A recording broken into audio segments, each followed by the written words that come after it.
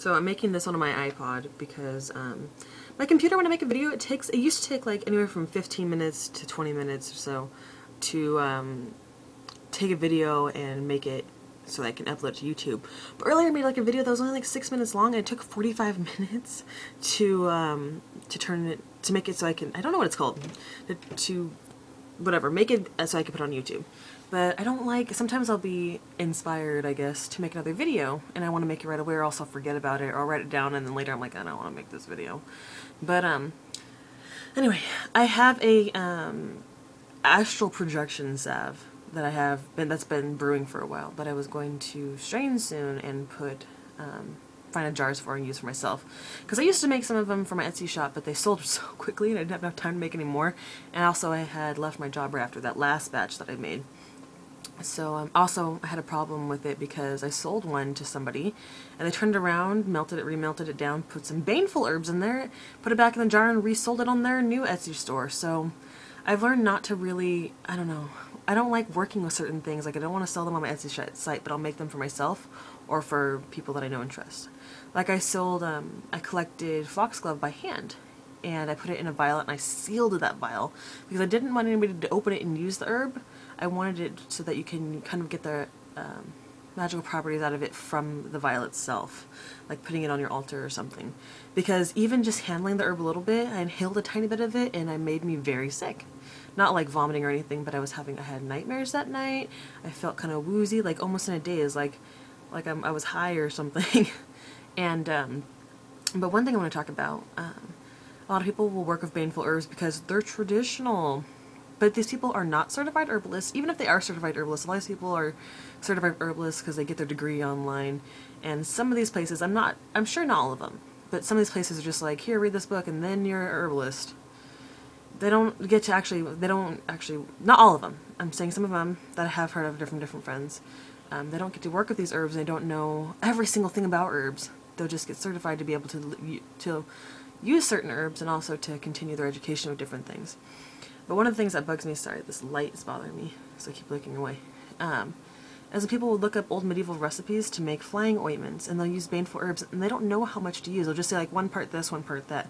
You don't know how much a part is, most of the time. I'm sure there's some people who have actually worked with things, and I'm not saying everybody is like this, but they'll use, even in candles, like I've seen people on Etsy, or certain people on Etsy, take Baneful herbs, put it in a candle. So somebody's going to take that candle home and burn it, possibly around children and dogs, or children, animals, and themselves, and it could be potentially harmful because the heat from the wax and also possibly the flame from the wick could be activating these herbs and putting different harmful things in the air that you're going to be inhaling.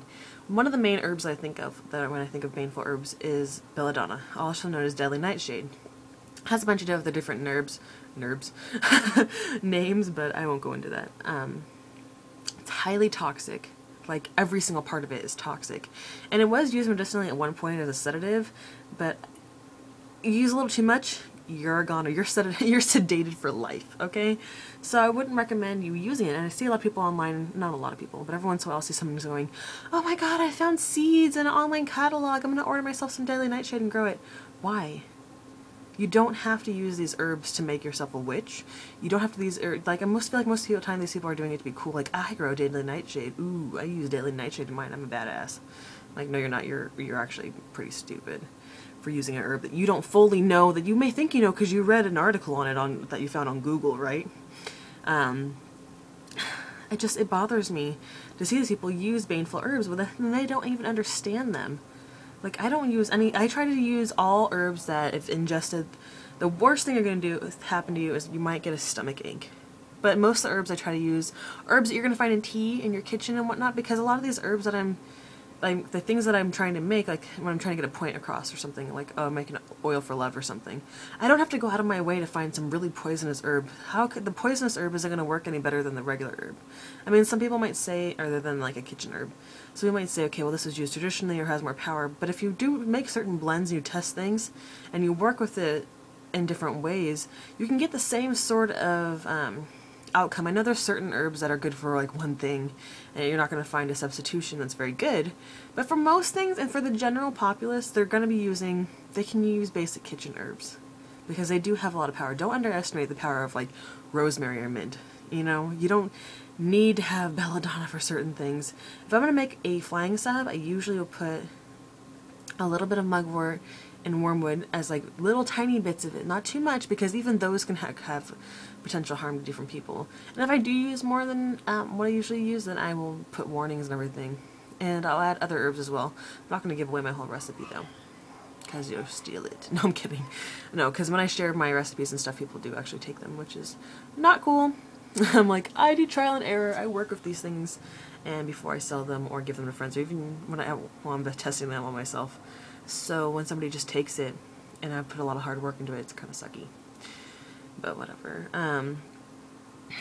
So, belladonna, back to that. I don't know too much about it actually, because I've never wanted to work with it. So I just know that it's a traditional herb, and that you can put in flying salves, and that was used as sedative. It was also something about when somebody dies, like at their funeral or something, you can asperge the whole area using belladonna. But even that, you're handling it and you're dipping it in water, you're activating it in a certain way, and I don't know. I would never actually use it. Maybe if I get maybe when I'm older and I'm gonna die in a year or two, I'll be like, hey, it's time to test some belladonna. I've always wanted to try that, you know. But not anytime soon, because I don't feel like getting sick. I don't feel like getting hospitalized. I don't feel like dying at 23. So yeah, thank you for watching my little rant, and have a good day.